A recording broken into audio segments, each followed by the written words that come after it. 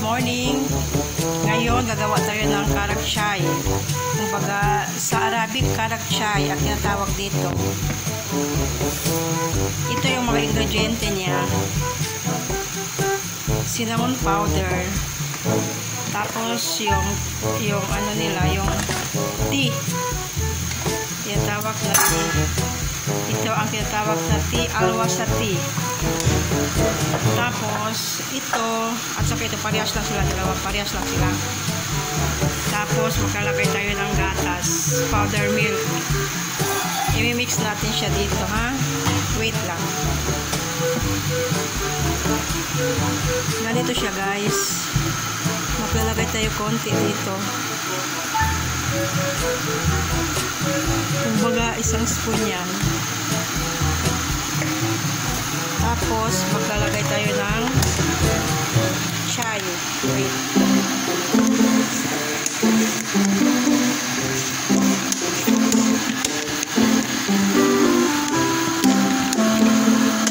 Maglalagay tayo ng chai.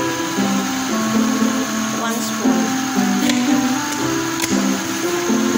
1 spoon.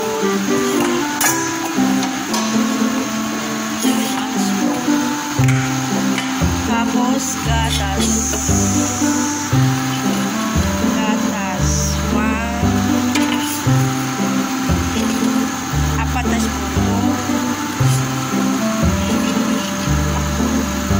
3.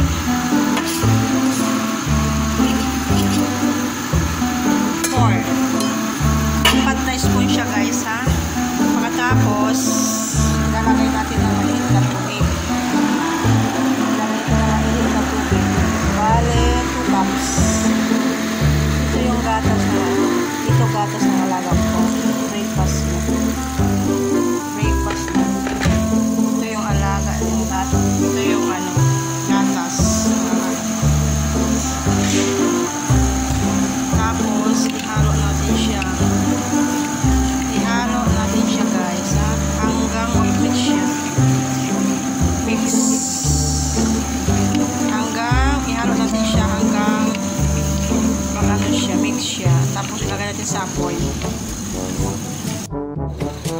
Guys, ito na siya, guys, oh. Ito na siya. Hanggang mag-ano siya, mag-brown siya. Golden brown.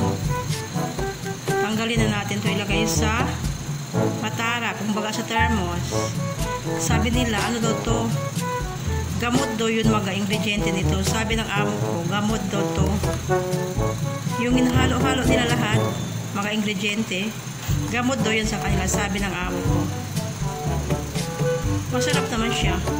Everyday ako gumagawa nito. Tuwing umaga, breakfast ng amo ko, babae, alaga ko. Papakaluin ko siya until 30 minutes hanggang ma-brown yung gatas. Pagkatapos yan, ilagay ko sa matara, sa thermos. Natin dito, ha? Ilagay natin dito sa matara. Salain natin, salain. Tapos, iakyat ko sa taas kasi andun yung alaga ko. Guys, andito na yung breakfast ng alaga ko. Ganito siya. May baso, may ganito. Tapos may cheese. Yung kwarto niya dyan sa kabila. Hintayin ko lang hanggang magising siya. Tapos papakainin ko siya. Ito yung sala dito sa taas. Ganito. Yung tambayan niya. Tambayan namin. Ganito lang kami, guys. Guys, nagluluto ako ng itlog. Nagbo-boil ako ng itlog. Malapit na masunog. Malapit na masunog kasi sa kabilang ano,